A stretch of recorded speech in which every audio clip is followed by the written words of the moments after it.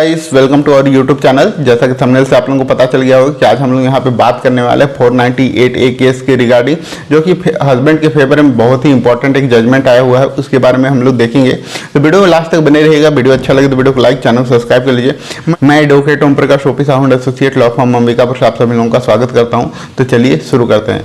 उससे पहले अगर आप लोगों का कोई भी लीगल समस्या है और आप लोग पर्सनली मेरे थ्रू कंसल्ट करना चाहते हैं तो आप लोगों को डिस्क्रिप्शन में एक व्हाट्सअप नंबर दिया हुआ है, उसके थ्रू अपॉइंटमेंट बुक कराते हुए आप लोग मेरे से बात कर सकते हैं। तो चलिए जो है आज हम लोग यहाँ पे देखते हैं कर्नाटक हाई कोर्ट का एक लेटेस्ट जजमेंट, जिसमें जो है हस्बैंड के फेवर में एक जजमेंट आया हुआ है। तो इसका कुछ हम लोग सिचुएशन देख लेते हैं। अगर बहुत सारे कंडीशन में यह होता है कि जो हस्बैंड वाइफ के बीच में जो है शादी नहीं होती है, वो लोग वैलिड तौर पे जो है रीति रिवाज के हिसाब से वहाँ पे शादी नहीं करते हैं, तो वो शादी जो है वैलिड नहीं मानी जाएगी। होता क्या है, बहुत सारे कंडीशन में कि जो है लव होता है, प्यार होता है, तो वो लोग दोनों भाग के शादी कर लेते हैं और दोनों समझौता के आधार पे वहाँ पे जो है हस्बैंड वाइफ की तरह रहने लगते हैं, लेकिन उन लोग के बीच में कभी शादी नहीं होता है। तो इस कंडीशन में जो है 498A का केस वहाँ पे चलने योग्य नहीं है।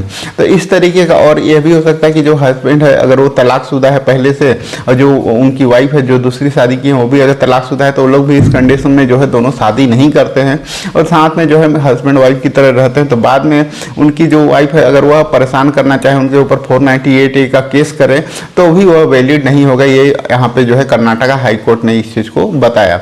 तो यहाँ सबसे पहले हम लोग एक केस की फैक्ट की बात कर लेते हैं। इसमें क्या हुआ था, जो उनकी वाइफ है उनके द्वारा यहाँ पे अपने हस्बैंड के साथ भाग गए थे दोनों घर से और यहाँ पे शादी कर लिए थे, और उसके बाद जो है हस्बैंड के घर वाले उस चीज़ का जो है एक्सेप्ट नहीं कर रहे थे उनको।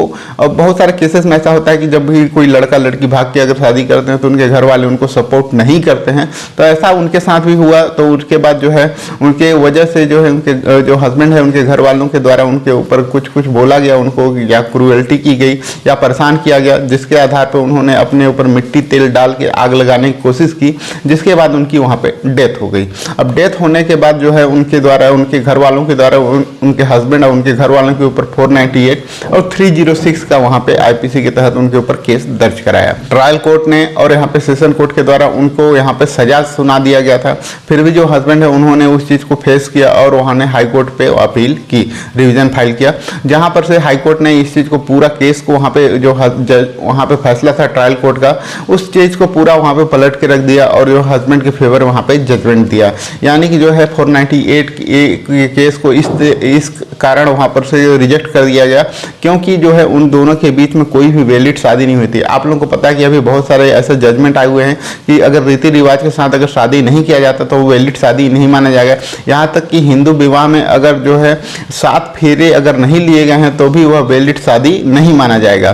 तो इस ग्राउंड के आधार पर जो है कर्नाटक हाई कोर्ट ने यहाँ पे उनके जो 498A का केस था उसको वहाँ पर से डिसमिस कर दिया, क्योंकि वहाँ पे यह बोला गया कि जो वैलिड है वो शादी ही वैलिड नहीं है, और जो हक दिया गया है 498A के तहत कि अगर कोई भी अपने हस्बैंड या उनके घर वालों के ऊपर अगर केस करना चाहे तो सिर्फ उनकी जो वाइफ है वही कर सकती है, अदरवाइज कोई भी वहां पे नहीं कर सकता है। इसीलिए जो है 498A केस को वहां पर से डिसमिस कर दिया गया। तो ये बहुत ही इंपॉर्टेंट जजमेंट है यहाँ पे कर्नाटक हाईकोर्ट का, जो आप लोग यूज कर सकते हैं।